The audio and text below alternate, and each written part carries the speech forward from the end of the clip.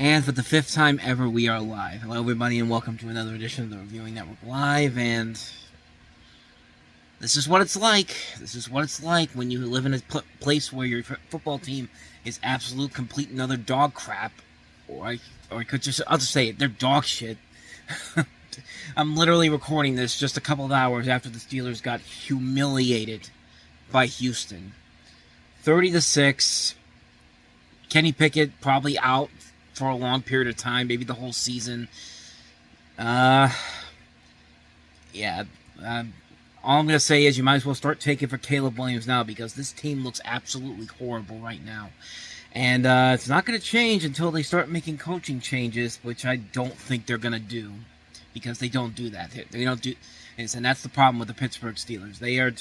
They are not anywhere near what the modern day NFL is right now, and that's the problem.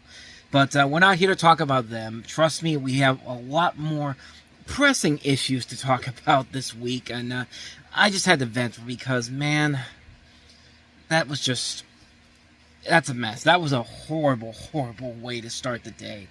And, but this week's episode is going to be with a lot of anger, because there's a lot of things that happened this week that made me...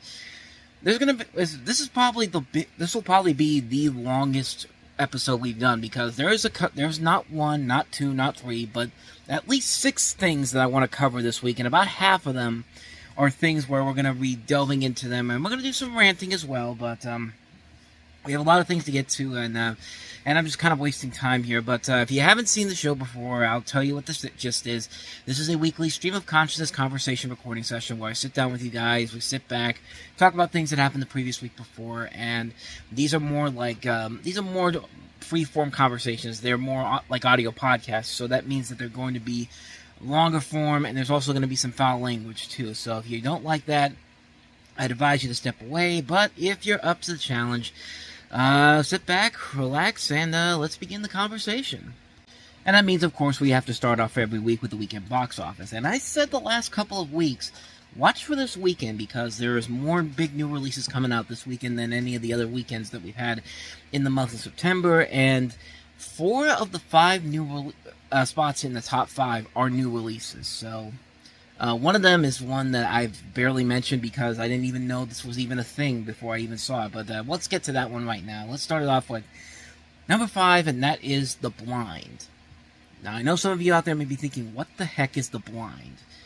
Well, you click on the thing on Box Office Mojo, and the premise of this is, long before Phil Robertson was a reality TV star, which is, Phil Robertson, of course, is from Duck Dynasty. It says, long before Phil Robertson was a reality TV star, he fell in love and started a family, but his demons threatened to tear their lives apart. This is the true story that started a dynasty.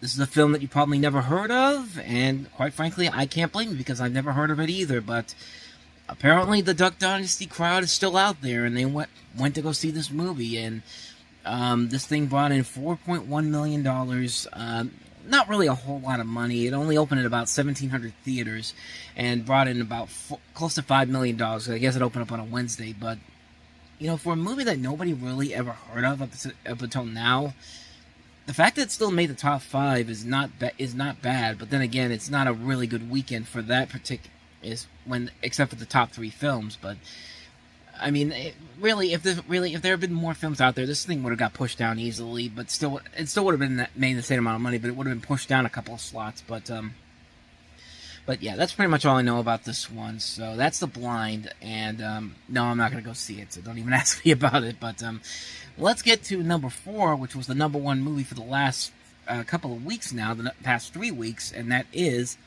The Nun 2, which is at $4.6 million, $76.8 million after 4 weeks, which is still really, really, really low compared to the original The Nun, which I think by its 4th weekend was already at about, let me just double check here.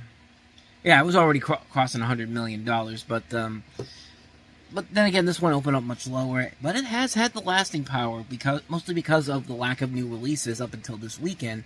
But hey, $76.8 million isn't bad for this movie at all. It could not have cost a whole lot of money to put out. I don't think it has, so. But Yeah, it did pretty well, $76.8 million after 4 weeks. So it's not going to surpass the original movie, but it's done well enough to at least warrant a potentially a third film in the series. So definitely be on the lookout for that. But let's get to the main attraction. The top 3 movies are all new releases.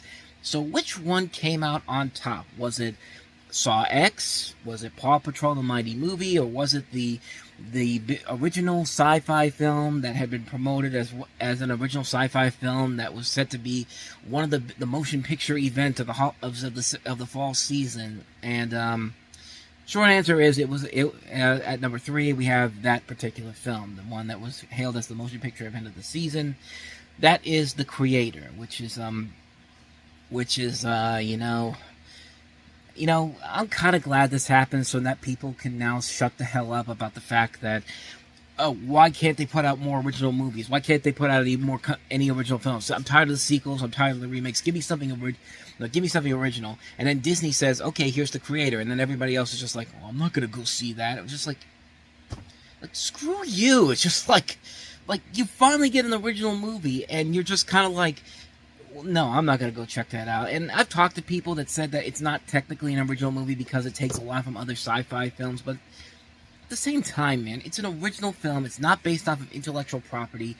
It's a film that's supposed to be an original concept, and nobody went to go see it, and myself included, but I had reasons because there were some films I still need to check out, but if you haven't seen it, the plot is that it takes place in a future impacted by war between the human race and the forces of artificial intelligence, which that's probably the funniest thing about this whole thing, is that this movie is basically saying artificial intelligence is evil. Meanwhile, the Hollywood studios during the writers and actors strike are trying to push artificial intelligence into more of a prevalent role. So the anvil of irony on that one.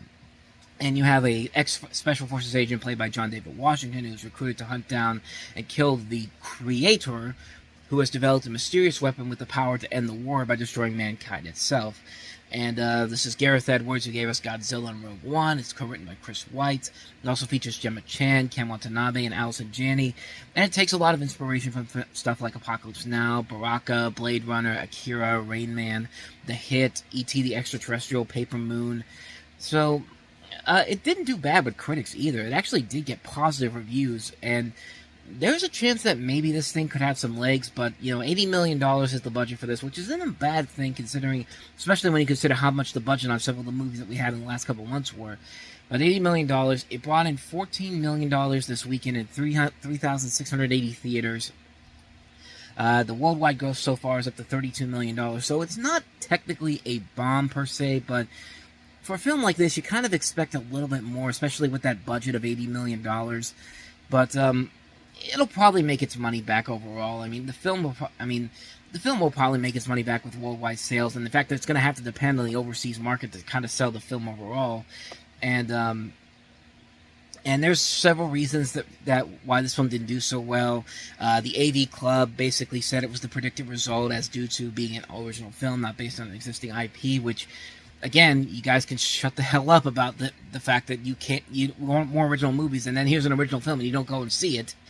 The cast and filmmakers not being entirely household names, with the exception of John David Washington and Allison Janney. And, Gareth Edwards made 2 blockbuster films before this, which, that doesn't make a whole lot of sense. This one makes sense, though. The poor timing of the release in the midst of societal and governmental issues regarding generative AIs, which, like I said before, the anvil of irony on that one, and a lackluster marketing due in part to the writers and actors strikes, which I'm not ready to blame the writers and actors strike for the lack of marketing just yet. You can make the argument for some of these movies, but at the same time, though, if the movie's good, people should go out and see it. And the movie does have good critical reviews to it, so maybe, just maybe, it'll stick around for a little bit, but I don't know. This is probably not the start they wanted for this movie, and like I said, hopefully it'll find some legs. It doesn't have any real competition in terms of an adult film like this. Not until we get to Killers of the Flower Moon, which will be the new Martin Scorsese film, which comes out on October 20th, and I think it's set to do $20 million plus. So, so there's a chance that this could stick around. I know there's the Exorcist Believer coming out next week, but I'm talking more. But those are mostly aimed for teenagers and horror for teenagers and going out on Friday night and then never seeing the movie again that for date nights and all that. But speaking of horror sequels like that, let's get to the number 2 film, which is Saw X, which I can already tell you is doing a whole lot better than the Expendables 4 did last week, which that dropped off to near 70%. It's literally out of the top, almost out of the top 10 at number 9. So, yeah, no reason to make that movie. $709 per screen average for that movie. It's amazing to think about that. But Saw X did very, very well. This thing brought in kind of about where they were expecting. They were expecting $20 million, but $18 million for this is not bad per se, and it got really good reviews. Like it's the first movie in the Saw series to get a lot of high praise reviews, and most people praised it for Tobin Bell's performance. The idea of the film is that you have John Kramer going to Mexico in hopes to have an experimental procedure cure him, and before long he finds out the operation is proving to be a scam, leading him to kidnap those people responsible and subject them to his trademark death traps. And they've tried to reboot the series several times with Jigsaw, which was not a big success.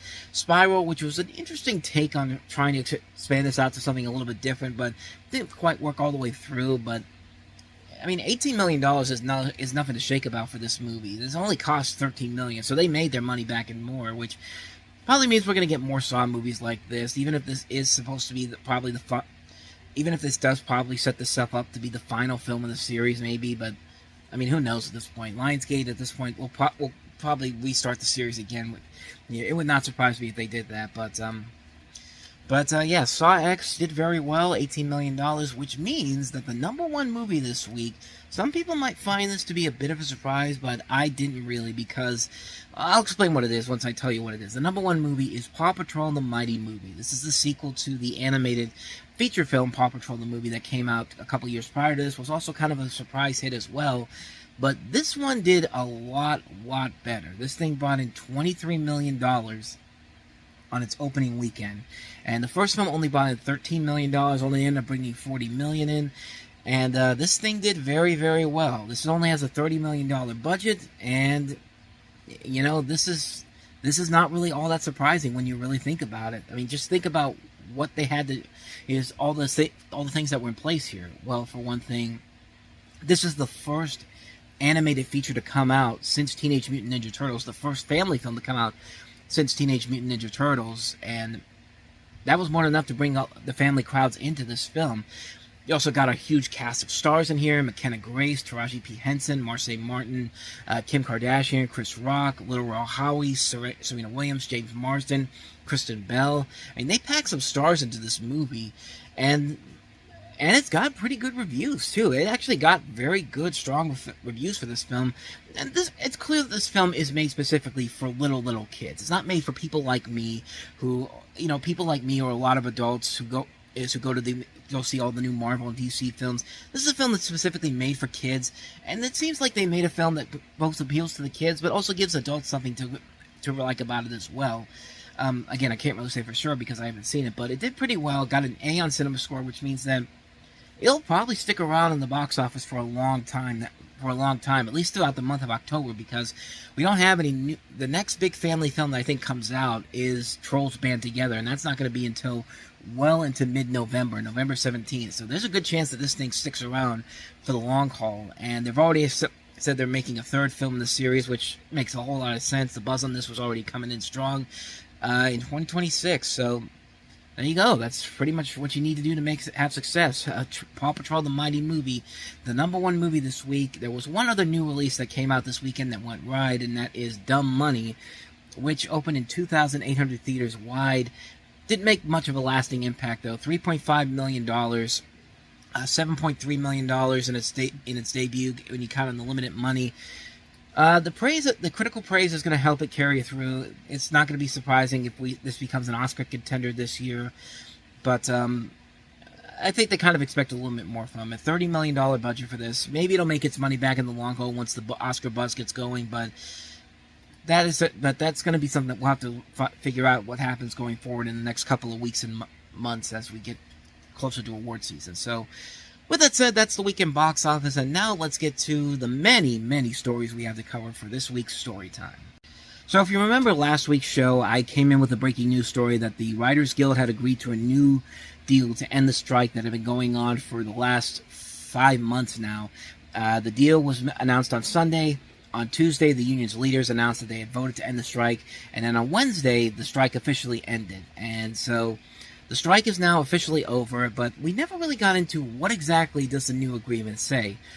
Well, if you go over, I'm over here on the website Vox, and they have a story talking about everything that's going on, that went on with the strike and how that came to an end. So here's what it had to say. Following the leadership's vote to end the strike and recommend the memberships ratify the contract, the WGA revealed details of the new agreement via a simplified memorandum and agreement. We can say with great pride that this deal is exceptional, with meaningful gains and protections for riders in every sector of the membership. So what exactly are those meaningful gains and protections? So basically what this means is that the MOA includes increases to minimum wage and compensation, increased pension and health fund rates, improvements to terms for length of employment and size of riding terms, which have been shrinking drastically in recent years, and better residuals, which are like royalties, including foreign streaming residuals. The MOA also laid out terms for artificial intelligence, with an agreement that doesn't prevent riders or productions from making use of generative AI, but prohibits using software to reduce or eliminate riders and their pay. A rider can choose to use AI when performing riding services if the company consents and provides the rider that the rider follows applicable company policies, but the company cannot require the rider to use AI software, for example ChatGPT, when performing riding services. Additionally, the WGA reserves the right to assert that exploitation of riders' material to train AI is prohibited by NBA or other law, a major issue given many authors' recent discoveries that their work is being used to train AI owned by Meta and other companies. Since the terms of one contract tends to set the pattern for future contracts, the WGA contract is likely to influence the terms of SAG-AFTRA's ongoing negotiations, as well as contracts in the other sectors and industries. Toy boat. So basically, they're going to try to use the same thing for the SAG-AFTRA contracts as well, which I think they're going to start the negotiations again on Monday. So hopefully we can get a resolution to that. But basically, this means that things are going to slowly but surely get back to normal. It's not going to happen overnight, and it's kind of already starting. We got as soon as the strike was pretty much over, talk shows started to go back to work. Drew Barrymore can now go back to the show without risking censorship from the WGA. All the late night talk shows are coming back. Bill Maher came back on Friday. John Oliver comes back tonight.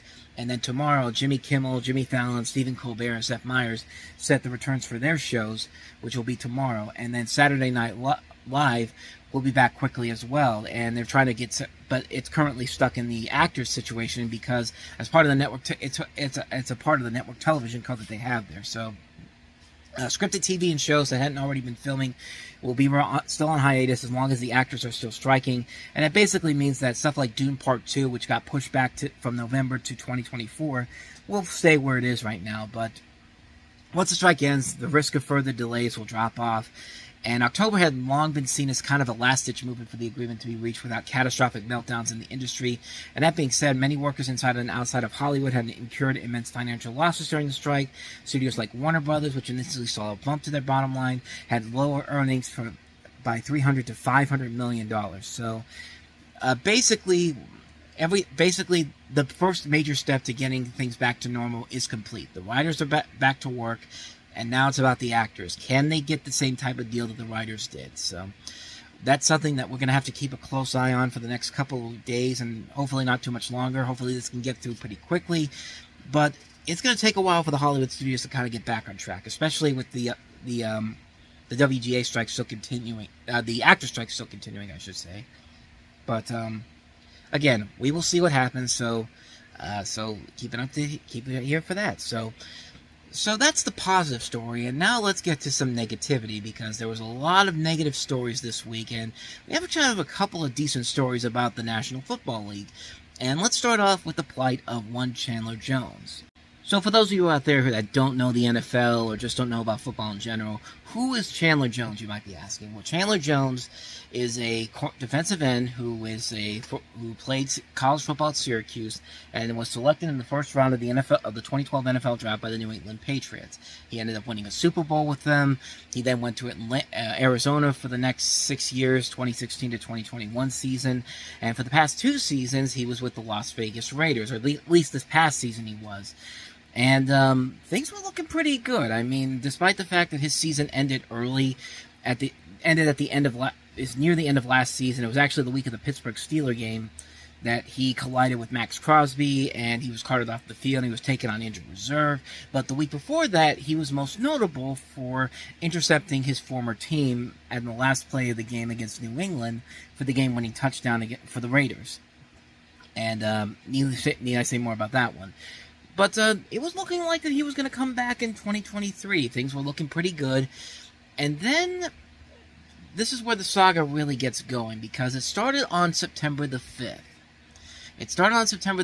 And basically what happened is that Chandler Jones ripped the Raiders' brass in posts that had been since deleted. And this is a story from ESPN from September 5th when this took place. Jones took to social media Tuesday morning to air his complaints about, among other things, not being allowed into the team's facility to work out that weekend, basically saying, "F it, I don't want to play for the Raiders. If that's my head coach or general manager, I want Patrick Graham, Ivy League, and I think you could pretty much suggest what that is. That was since deleted, referencing head coach Josh McDaniels, general manager Dave Ziegler, and Patrick Graham, the defensive coordinator. He goes on to say, "It's a shame that I'm a top athlete with 112 sacks in the NFL, and I have to go to a local gym to work out during the season for no apparent reason. This is wild to me, Josh, and you know it. You need to do what's right." And those posts were much different from what Jones had written on Twitter, or X, if you want to call it that, later on, saying he can't wait to play this year, feeling great in practice. At the time, the Raiders didn't comment on that. So a couple days pass, and we get to September 7th. And the story comes up that says that Chandler Jones said the Raiders sent a crisis team to his home in Las Vegas. He went online, basically posting on social media that the Raiders sent a member of a crisis response team to his home before deleting the Instagram story again. Showed a picture of his badge belonging to a member of the Vegas CRT and wrote, "Raiders sent her to my place, said, you need to come with us, you're in danger," with a laughing face emoji. "They had me outside of my drawers, lol, naked. That lady was rude. Then I got to showing her some of them texts, and then she switched up. Buddy from the Raiders tried to give me the look like, don't say anything. Now I understand why players turn to social media. At first I frowned upon it, but it's our only outlet. If I didn't do this, it would have been kept under wraps. Anybody interviewing them and ask why I'm not on with the team, because I don't know."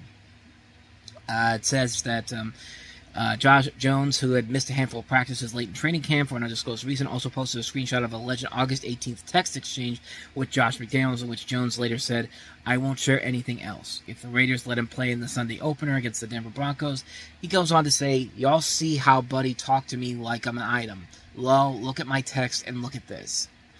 And he also posted videos of himself winning reps in a joint practice with the 49ers. And they wanted to say it's a personal situation, private matter. He won't discuss it with the media. So that was on September the 7th. So a couple weeks come by. Not much changes. Chandler Jones doesn't play in the first couple of games of the season. Then on September 23rd, the Raiders basically put Chandler Jones on an NFI list. This comes from Raider Wire, and it says that placement of NFI means Jones will miss at least 4 games. With a roster side opening and depth issues at defensive end, the Raiders officially signed Isaac Rochelle to their active roster. I'm trying to see where... because there was something else that happened before this with Larry Fitzgerald. Let me see if I can find it here. Okay, so this happened before this. So this is September 18th, 2023. The odd situation between the Chandler Jones and the Raiders does not appear to be any closer to a resolution. This comes from Total Pro Sports. Las Vegas Raiders defensive end Chandler Jones continues to fall off the deep end in his never-ending saga of exposing people. This time around, he has involved Larry Fitzgerald by revealing some text messages of his Instagram story. Jones said in a separate post that he feels like Fitzgerald is a huge reason why he's not playing football right now. He also states that he is sending his daughter to take his things, as well as being the target of a restraining order by his baby's mother.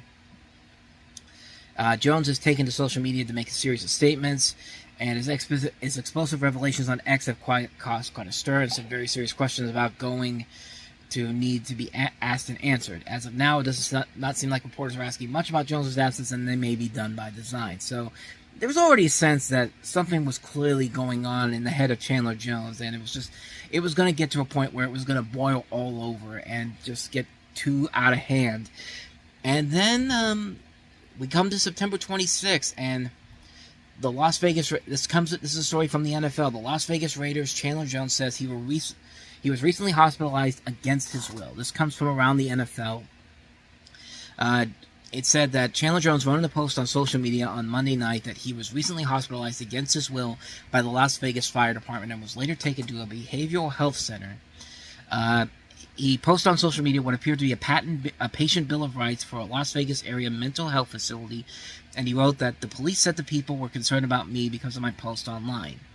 He shared on social media what appears to be journal entries in which he stated that he was confused on what I did wrong.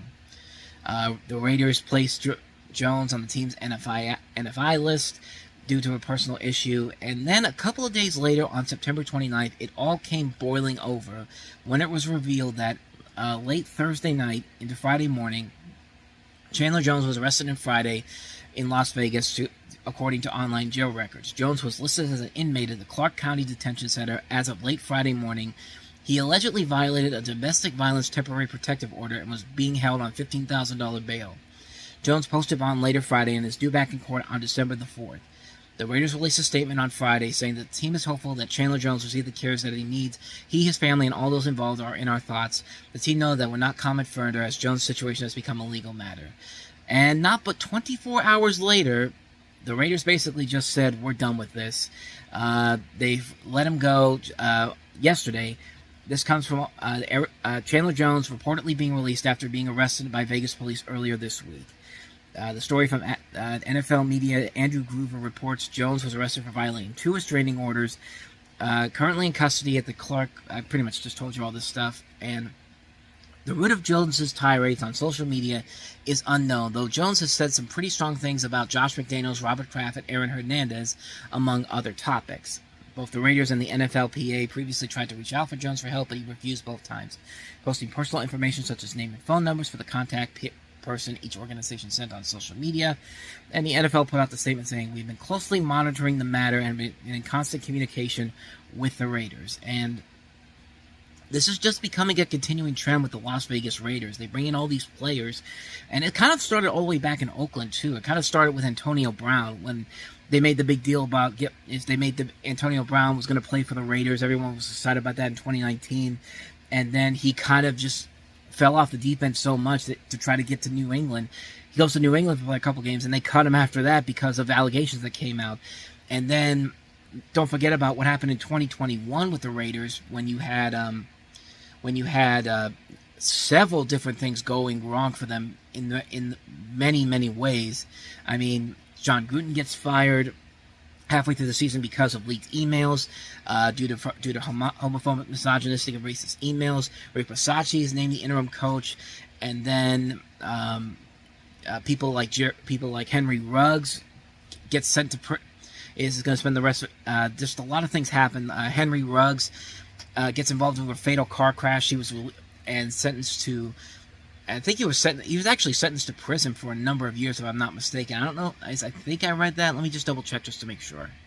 Yeah, he recently got sentenced to serve 3 to 10 years in a Nevada state prison for vehicular manslaughter. So that happens, and then not only that, Damon Arnett was also released after the discovery of a video showing him brandishing firearms and making death threats.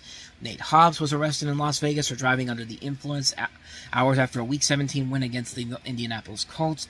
Carl Nassib came out as gay in the offseason. He plays for the first half for the 2021 season, and then they just cut him for no reason, and he's playing in Tampa Bay in 2022, and just had all these different things going on, and yet the Raiders still made the playoffs that year. But the last couple of years under Josh McDaniels, this is just proving that Josh McDaniels probably Josh McDaniels and Dave Ziegler, who are working with New England.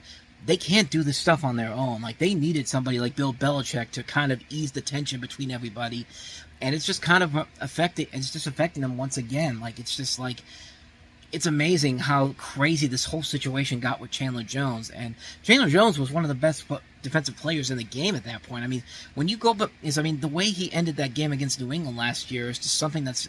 It helped my Steelers get at least have hope that we make the playoffs that year, which didn't happen. But it was just crazy how that game ended up. And this is how it all ends for him. And it's just like nobody in Vegas is safe when you. It's like if you're playing for the Vegas Raiders right now, I wouldn't think about moving. I wouldn't think about staying in Vegas for a long time, because sooner or later you're going to end up doing something that's either going to get you cut, going to get you arrested, or going to have the Raiders send you to a mental health facility.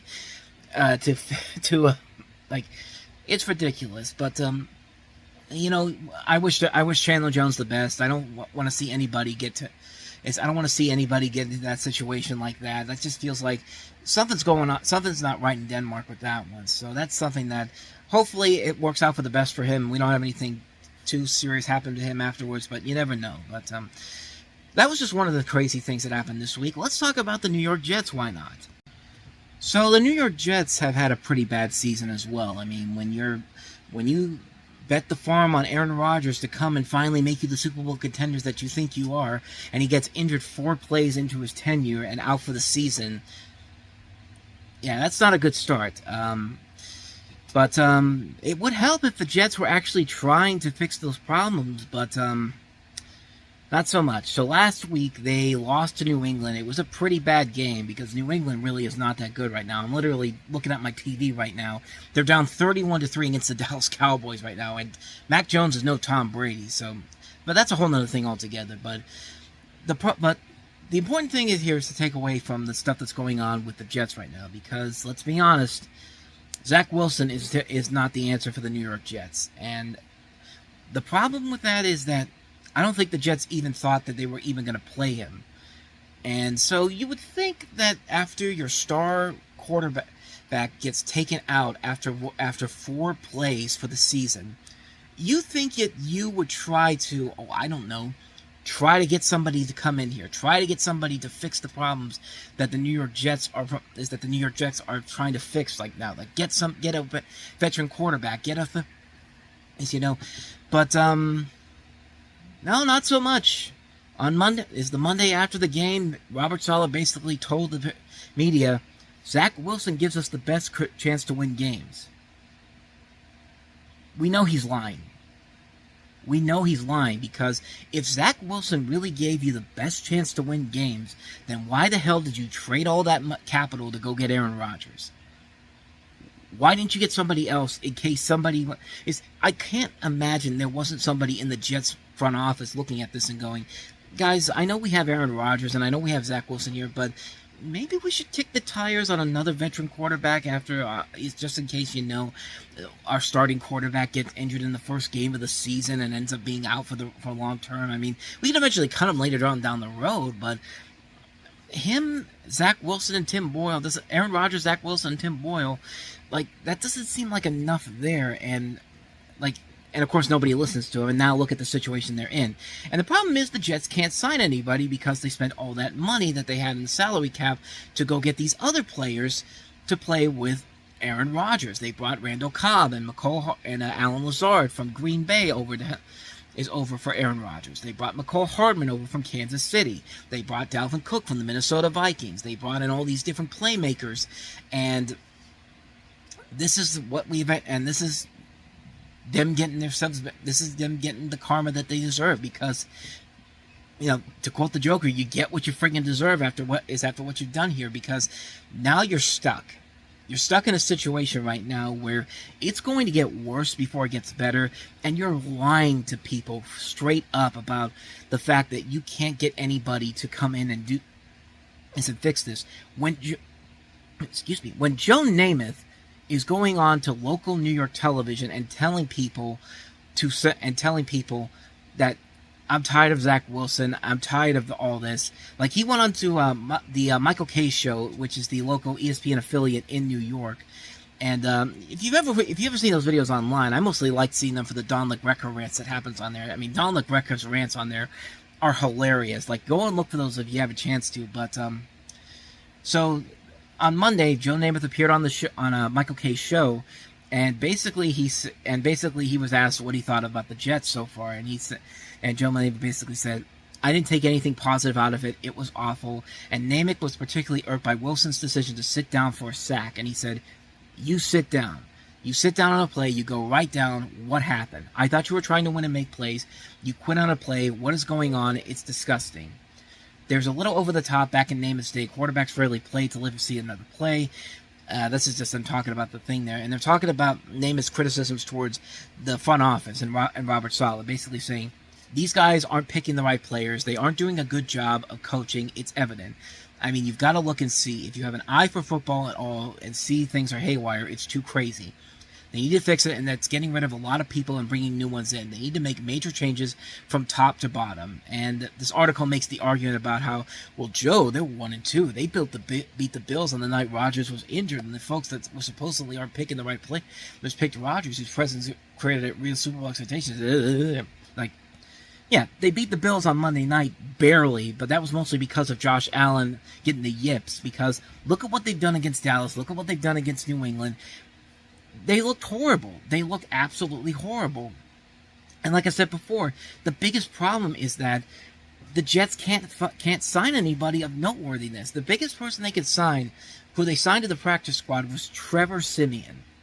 They signed the third-string guy behind Peyton Manning and Brock Osweiler. Brock Osweiler got more playing time than Trevor Siemian did for the Denver Broncos. I mean, that pretty much tells you everything you need to know about what kind of a career Trevor Siemian had, and it was not really a whole lot. And he didn't really do a whole lot. He's been with many, many different teams, and then they signed him to the New York Jets to basically be the backup to Zach Wilson. I mean, Joe Flacco's out there, guys. He's played for you guys before. I mean, Carson Wentz is there. Hell, trade for Kirk Cousins. I mean, Kirk Cousins. Yeah, I know he just got to win today with the Cardinals, but. Not the Cardinals, the Vikings, and they got to 1-3, but still, like, it's like there are options out there, and the fact that they're just sitting there and just letting it happen and just being, oh, woe is me, it's just like, we're only 4 games into the regular season. You still have 17 more games, no, 13 more games left. I'm counting up the weeks here. You still have 13 more games to turn this around. And you're going with the woe is me movement on a weekend where you're playing the Kansas City Chiefs, where the attention is not going to be on you. It's going to be on Taylor Swift up in the booth up there because because of her relationship with Travis Kelce, because Taylor Swift's going to take over everything apparently, and it's going to irk me to no end. But that's for another week. But you've got Kansas City coming in here. Even if your defense, as good as they are, even if your defense holds them down, you're still going to lose by a significant number of points. I wouldn't be surprised if we had another Miami situation where the Chiefs just start rolling 70 points on you. Like, it wouldn't surprise me if they do just that. But then a couple weeks, you got Philadelphia. And then you've got the New York Giants, who were a playoff team last year. The Chargers, who were a playoff team. You got to play Buffalo again at their home. They got to play Miami, who's looking incredible. They still got to play them twice. And you got to go to New England to wrap the season up. Like, this is about as bad as it gets. Like I know my Steelers are suffering right now, but the Jets right now, they're screwed on so many levels. Like, it's going to be a tightrope race for the number 1 draft pick to get Caleb Williams or Shamar Sanders. Like, it's going to be between so many different teams. I'm throwing my Steelers in there too, because as long as Matt Canada and Mike Tomlin are still there, they're not going to fix anything. Like, they're not going to. It's like that's why I gave up on them weeks ago, and today was just kind of like, this is the reason why I gave up on them. But like, it's going to be them, the Chicago Bears, the New York Jets, and the Minnesota Vikings, maybe the Denver Broncos, maybe. Those are the teams that are going to be fighting for Caleb Williams or Shamar Sanders or Shador Sanders. I keep saying Shamar, but it's not looking good right now. Like, if somehow the Chiefs lose this game to the Jets tonight, then hell is finally frozen over, because there's no way, with as much positivity you could try to get from this Jets organization, they're hauling Aaron Rodgers all the way from the West Coast to this game tonight to give Zach Wilson the extra push and motivation. Like, that's going to help him. Like, unless Aaron Rodgers actually shows up on the field to play a couple of downs while he's sitting in the bed that he's in, or whatever they're putting him in, like, there's no way they're winning this game. In fact, if I'm Andy Reid, I would put this would be crazy enough, but I put in a play where I call Taylor Swift up at the booth. It's just like, hey Taylor, I know you're watching the game and all, but we're playing the New York Jets, so why don't you just come down here, pretend that you're one of our players on here, and just go throw a touchdown to Travis Kelsey on a play. Nobody will notice the difference, and who knows? You'll probably get on SportsCenter's top 10 for that. That like, that's how bad the New York Jets are right now, and it's not going to get any better for them from here. So, yeah, it's not been a good week if you've been a Raiders or if you're a Chandler Jones or a Jets fan. Not to mention a couple of other things. I mean, Chicago Bears right now are struggling. I just mentioned the Steelers. It's just yeah. But anyway, let's get to some more football news, not necessarily related to the NFL, but regarding the two spring leagues in the world of football. So for the last couple of years, we had the USFL, and this year the XFL came back after a couple of years away, and it was announced on Thursday that both of them would be merging together and begin play next year. This is coming from ESPN with the story on this. The XFL and USFL said Thursday that the two spring football leagues plan to merge and begin playing next year. In a joint statement, the XFL and the USFL said the merger will be subject to customary regulatory approvals. If the transaction is consummated, the new league will establish best-in-class operations based on the most recent seasons of both leagues. The league said this historic combination will anchor professional spring football with substantial capabilities and resources to ensure future growth and continue to enhance the development of the collective players, coaches, and staffs that are coming together. So, the XFL is owned by The Rock and his ex-wife Dana Garcia, and the USFL is under the ownership of Fox Corporation. And Johnson and Garcia actually led the charge to buy the XFL from Vince McMahon, who owned the original version of the league in 2001 and oversaw the 2020 relaunch before they got canceled because of COVID. And despite entering bankruptcy under McMahon, the XFL played a full 2023 season under the ownership of Johnson and Garcia. USFL first operated in the 80s, 1983 to 85, before folding and relaunching in 2022. So basically, they're taking the two spring leagues and merging them together, which honestly seems like the right move, honestly. I personally like the XFL more than the USFL. The USFL to me just feels like it doesn't have that same fun factor that something like the XFL does. Like when you watch the XFL games, you could tell the fun factor is there.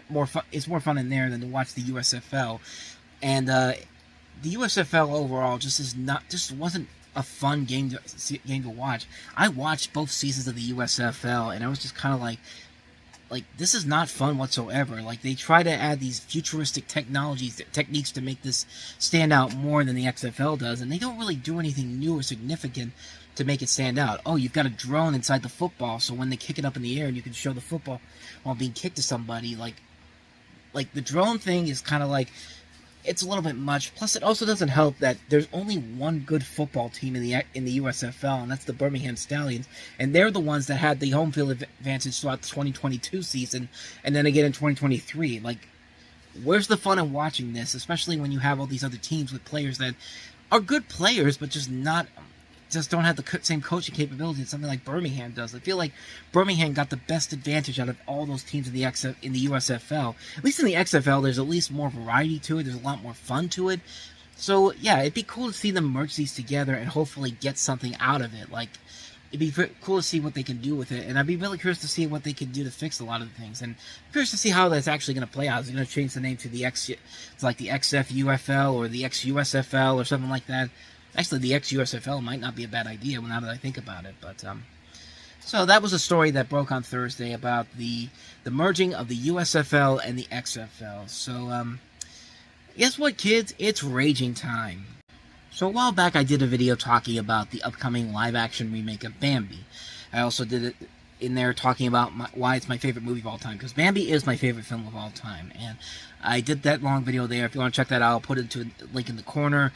And I basically said with the live-action remake, if they just keep it simple, keep the timeless factor to it, keep it so that it doesn't have to pull in modern-day references or try to be too hip to the kids, just like some of these other really bad Disney live-action remakes we've gotten over the last couple of years have done, then I think this has a chance. And they got a good director to do it. They got Sarah Polley, who had done Women Talking. So that was kind of I was very optimistic going into this. And then there was a story that came out this week on ComingSoon.net when they talked to the writer of the Bambi remake, Lindsay Anderson Beer, who's writing and directing Pet Sematary Bloodlines, but was also the writer for Chaos Walking, which, yeah, definitely not a good start there, but, she was asked about the remake, and basically, all you had to do was just basically say the right things. Don't get me wound up, or get anybody wound up by trying to do something completely stupid and trying to do the one thing that you shouldn't do with this film. So the article begins. Bambi co-writer Lindsay Anderson Beer says the upcoming Disney live-action remake will update the story to make it more relatable to children. Right there! Right there! You have completely missed the point that I was making back in July. But my God, it's just like, I'll keep going. In a recent interview with Collider, Beer spoke about the upcoming live-action Bambi remake that's currently in the works. She said, not to spoil the plot, but there's a treatment of the mom dying in the original film that I think some parents these days, are more sensitive about than they were in the past. And I think that's one of the reasons they haven't showed it to their children. Let that sink in for a little bit, because we're going to get into that in just a little bit, so stick around. Regarding how the live-action movie will address this plot point, Beer said, I do think there is a way to update Bambi, and our take on it did give a little bit more of a scope to it. And I just think that to be able to bring into life the kids these days in a way that maybe they relate to a little bit more would be of service to the original. And then they could talk about what the remake that was in development and say that the movie will be a musical featuring songs by Casey Musgraves, and it's still considered to be early development. So where the hell do I even begin with what is wrong with this entire thing? Well, right off the bat, we're updating the story to make it more relatable to children. You don't have to do that. The original film did that just fine. Like, the original film has been that same way for almost over 80 years now, and now you're going to come in and be like, well, let's make it more relatable to children. Let's have some more. It's like they're going to ruin this movie. Like, they're going to destroy this film. And I wouldn't be as upset about this as I am, but you're dealing with my favorite film of all time here. So, of course, I'm going to be a little bit more frustrated, a little more angry about what I'm hearing here, because this has to be one of the stupidest things I've ever heard. Like I said, you're doing the one thing that you should not be doing with this movie, and that's modernizing it. You tried to do that with Pinocchio by having, let's call him an influencer, and let's call him Chris Pine, because we need to make these modern references, or else kids will not get the gist of what we're trying to say here. Which, yeah, and look at how well that Pinocchio movie held up. Not well, no. But this is ridiculous. Not to spoil the plot, there's a treatment of the mom dying that I think some parents these days are more sensitive about than they were in the past. Lady, you clearly have not been around a lot of parents who have seen this clip. I mean, like, I don't understand what the hell you were trying to say with that. Like, what's wrong with the way the mom dies in the original film? Just to kind of remind you of that, if you haven't seen Bambi, which it's a shame that you haven't, but let me kind of remind you what exactly happens in that particular scene that we're talking about here. It's the most famous scene of the movie. So let's talk about this, shall we? So there's this. So of course the scene, Bambi's mother gets killed by gunshot by a man, and I love the reason why I love this scene so much is because it doesn't just come out and say, "Hey, Bambi's mother's dead." It lets the audience take in the fact that something horrible has just happened. As Bambi consistently keeps calling out to his mother and never hears an answer back, and then out of nowhere, the Great Prince just comes out and simply tells him, "Your mother can't be with you anymore." And then the sudden realization from him that his mother has died, and he's just taking it all in with the snow covering the majority of the screen, the single teardrop coming from Bambi's eye. It's a moment that I still go back and look at every single time. It's a great moment. It's one of the best single scenes of animation I've ever seen, and I like the way that it plays it out. It doesn't just get it out in the open for you. And you're going to sit there and tell me that you think that kids and parents are going to be too sensitive to that stuff? I thought they were being as good. I thought they played it out as well as they could have. Like, I don't know what you think your idea of sensitivity is, and this idea that you have to have that type of thing going on here. And it's just like,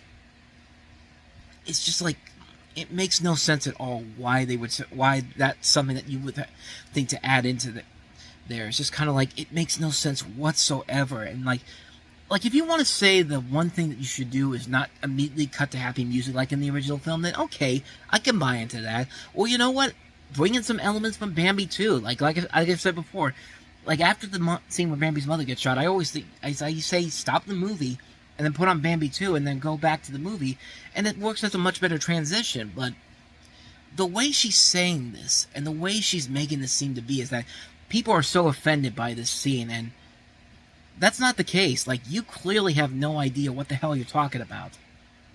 And like, I just hate this idea that they're gonna modernize Bambi, and like, it's just gonna ruin what should be a simple thing to do. Like, you know, why stop at Bambi's mother dying? Why not just completely have it be a modern day Disney live action movie? Let's just have those pop culture references all throughout the film. Let's talk about those buzzwords, you know, influencers, TikTokers, you know, let's have the woodpeckers be TikTokers. And you know what? Let's put the icing on the cake on this whole thing. Instead of man, let's have woman, like, because man is so 1940s, and let's have her played by Taylor Swift, because she is the epitome of everything of 2023 right now. I just wrote this freaking movie for Disney. Now, if you excuse me, I have to go and kill myself. Boom. Like, because you know that's what they're going to do. That's what, you know, they're thinking about that right now. I'm sure there's a Disney executive right now going, this guy might be onto something here. And the point of that was that I was not trying to get you to go to something like that, but this frustrated me so much. And I go more into depth about what I think they should do for this movie in that other video I did, but hearing that just like irked me to no end. That just made me the most mad out of anything that happened this week. That Disney still does not get it with their live action remakes. Like, every once in a while you get a little gem here and there, but most of them have not been that good. And I don't know why you think you can do every single live action Disney film and try to make live action version of a Disney animated classic and think that that's going to appeal to anybody, and it's just not. And what you're doing here is like completely ruining one of the great animated films of all time. The artistry in the original Bambi still holds up after all these years, and they're gonna ruin it. They're gonna ruin it in a way that I think it's gonna push a lot of people away from Disney at that point. It would not be surprising if it did the same thing to me, because you're messing with my favorite film of all time. And so, yeah, I'm gonna be more upset about this because of that, but at the same time, it's not really that surprising that they're doing this, honestly. The more I think about it, it's just like, I don't know. I don't know. I don't have anything more to say about that. The only positive I can say for this is that it's still in early development, so maybe cooler heads will prevail. Maybe maybe they just won't get through this project altogether. Let's hope that's the case, because, man, what this is sounding like right now is not good, yeah. So that's how Disney's gonna update Bambi for a new generation, and I'm sorry, I need to go kill myself again. Okay, so we're very negative on this episode this week, I know that, but let's get to some still kind of negative stuff, but we can still at least have some fun with it for this last thing I want to cover. So, my usual looking online and seeing what's there, and going onto YouTube and heading on to the front page. One of the videos that struck out to me right away was a video called Poorly Aged 90s Commercials. And the thumbnail for it was a picture of the World Trade Center. It looks like a stick in the middle and a guy falling off of it. And then in the corner, it says Halliburton. And that is certainly an image that makes you want to see what the heck this video is all about. So I clicked on it, and I gotta say, man, just wow. Some of the commercials that are on here are crazy. I'm not going to go through all of them. It is only about a 9-minute video, but some of these really have not aged very well. This is a video from Microsoft Sam. Is what the person is that put this video up here. So I'm gonna show you some of the videos here. I'll do another video on the other channel for it. I'm gonna play the audio here, and you get a lot of different things here. Like, somebody on the comment section actually put down a good list of all the things that kind of why these are poorly aged, and you get your fair share of different things. You get stuff like Lance Armstrong caught doping, supersizing bad for the average person, Roundup Monsanto sued for hazardous toxic chemicals that just doesn't go away, depression doesn't go away, buying a Ford, Steve Irwin passing away from an animal attack, making light of CTE, Jared Fogle, the works. We got it all here, but it starts off with our good friend, Mr. Sex Offender himself, Bill Cosby. It starts off with a Jell-O commercial where even he has a face that, like, it just looks like it's like they knew exactly what they were doing back then. Even if they know they didn't, they knew what the hell they were doing. But I'm playing it here. I'm waiting to see if I can get to the clip here.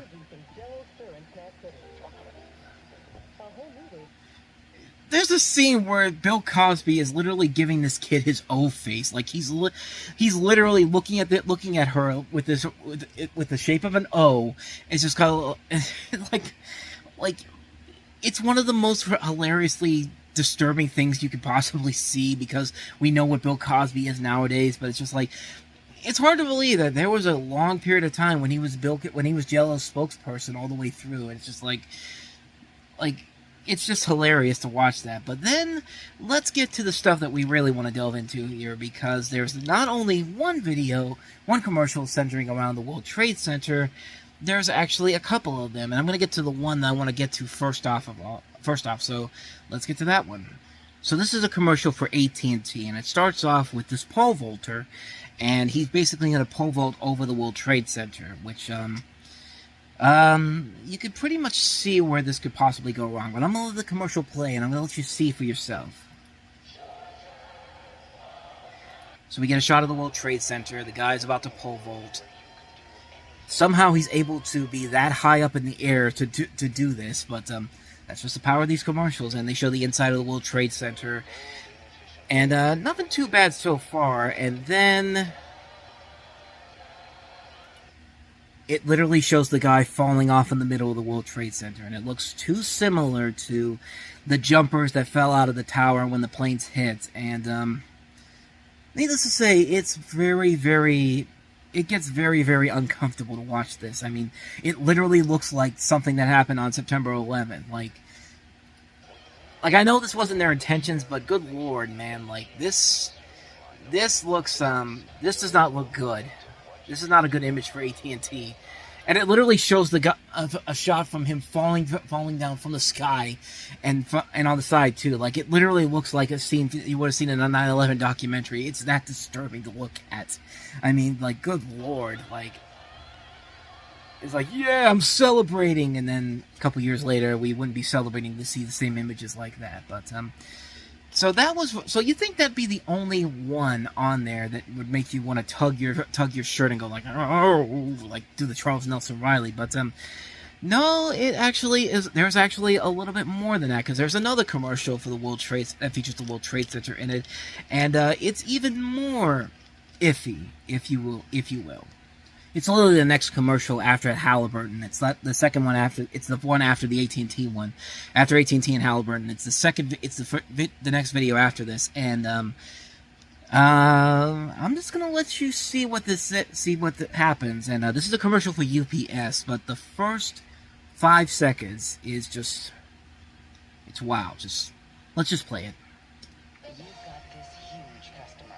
Wow, I mean, just wow. Like, if you can't see it, it's an image of one of the towers, and you see a plane flying, it looks like it's flying incredibly low, like close to right where the plane hit is on September 11th, and it's like it looks like it literally is about to hit the tower in this shot here. It's just kind of like, wow, like, they really, like, I'm saying this like they knew about it, but they really didn't know about it. And of course, this is something that happened years before before the events of September 11th. But my God, like what a way to start that commercial. I mean, good Lord, like I'm staring at it right now, and it's just like, wow, that is definitely something. But let's keep it going.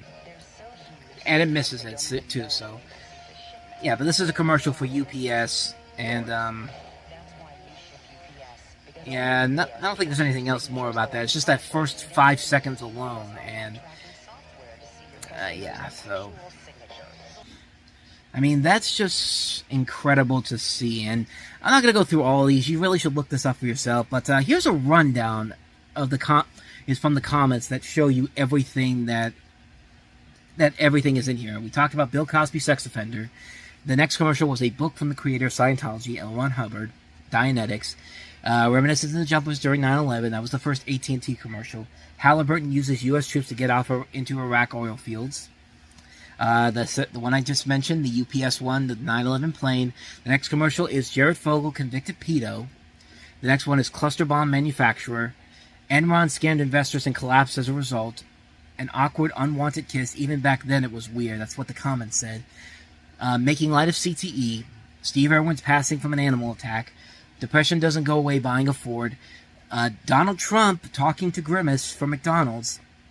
Roundup Monsanto sued for hazardous toxic chemicals that they'll just go away. Lance Armstrong caught doping. Supersized bad for the average person. Thanks, Mike. Yeah, these are very, very. This is the very definition of very poorly aged, and they are very interesting experiences to take a look at. Like I said, I'm not going to show you the whole video here. I'll put a link to the video in the comments below so you can check it out for yourself. But man, that is definitely something. So that's the poorly aged 90s commercials we have there. So we've covered a lot of news stories this week, so let's get back to some positive things I can mention on here. We've mentioned a lot of negativity on this particular show, so let's just get right to the recommendations for the week. Let's get back on a more positive note here. Why not? And my recommendation this week is Prey, which is the new Predator film that came out last year on Hulu. It's getting a physical release this week on Blu-ray, and my Steelbook actually came in the mail yesterday, and I showed it off on Movie Stop yesterday. If you didn't see that, go ahead and check that out over on the main channel. And Prey is the 5th series in the Predator series, the 7th overall, including the Alien vs. Predator movies. It's actually a prequel to the first 4 films, set in the northern Great Plains in 1719, where you have a young Comanche woman played by Amber Midthunder, who is striving to prove herself as a hunter, and she finds herself having to protect her people from a vicious humanoid alien that has hunted humans for sports, and as well as for French fur traders, or destroying the buffalo that they rely on for safety, for their survival. And this is probably the best Predator film since the original. I've liked most of the other Predator films, with the exception of Shane Black's The Predator. But this is a film that I really, really enjoyed. I was really surprised at how much I enjoyed this film. Amber Midthunder is very good in the film. The action sequences are top-notch. The movie is really not afraid to show no mercy. Like, it is a very good film. It's directed by Dan Trachtenberg, who did 10 Cloverfield Lane, which is a great film. And this is a great film, too. This is one that I really, really cannot recommend enough. And I'm so happy that Disney is putting this out on Blu-ray for people to pick up, because this is something that you should have in your collection. If you love the original Predator film, you will love this movie, and it's definitely something that I can't recommend enough. Definitely get this movie. That's one of my recommendations this week. And since now we're in the month of October, I feel like we should recommend some Halloween films as well, and some Halloween specials, some stuff that you may not be too familiar with, but we're going to be doing this throughout the course of the month. So let's go ahead and take a look at my first recommendation, which is the Halloween special, Witches Night Out. Now, this is something you may have never heard of before, but it's kind of part of a sequel to another underrated special with these characters called The Gift of Winter, which this has the talents of the voice actresses of Gilda Radner, Catherine O'Hara, Dan Aykroyd, Valerie Blumfield, Fiona Reed. And the story here is that you have these two characters named Small and Tender, and a depressed witch who is summoned by these children, who are upset at not being able to scare anybody on Halloween. So the witch turns themselves into a werewolf and ghost, and their babysitter, Bazooey, is turned into a Frankenstein's monster. and the witch then takes them to the Halloween party in progress at her isolated mansion at the edge of town. However, the citizens of the town get offended at the thought of real monsters in their town, and they form a mob under the leadership of the straight-laced Goodley. And it is a really fun animated special. You could definitely tell it was made in the 1970s. I mean, it has some really trippy animation. The style alone is just very... It's amazing to watch. Like, The Gift of Winter has its own kind of unique charm to it, even though the animation of that is very sloppy too. This definitely has a higher budget to it, but this one really has a lot of fun playing with the aspects of the idea of what Halloween is all about. And it was one that I found on a DVD set from Mill Creek. Mill Creek put this out a long time ago. I found this in a store, and it was just something that really made me... It really gave me a lot to really admire about this film. It's a really fun adventure with these characters that takes place around Halloween. Has some really good voice work overall, and there's a lot of, like I said, bizarrely gorgeous animation that's thrown throughout this. And it also kind of has a nice message about the overall concept of Halloween and what it really means. And it's a well-done special. It's one that used to be on NBC a couple of times, and then they moved it over to Fox and then the Disney Channel for a number of years, and it's been kind of like here and there for a long period of time. And you can find it on DVD on there at a reasonably low price, and I'd say if you can find it, definitely seek it out, because it is definitely worth the watch. And we're going to be recommending some different Halloween movies and specials throughout the course of the month, so stick around for that in the weeks to come. So I think I said the weeks and months to come, but we're only going to be doing it for this whole month. So regardless, stay tuned for that, and you'll definitely get your money's worth out of it. At least I would hope you would. But with that said, that is going to wrap up this long edition of the Reviewing Network Live. We had a lot of stuff to cover this week, so I hope you enjoyed it. I know I had a good time looking up all this stuff for you and getting this out to you, but I hope you enjoyed this. So thank you for watching, and I will see you guys next time for the next episode. If you like what you saw, go ahead and subscribe to our channel. Check out some of the other episodes we've done, and I will see you guys next Sunday night or Monday morning, whenever you're watching this. So thank you for watching, and I will see you guys next time. And until then, we are out.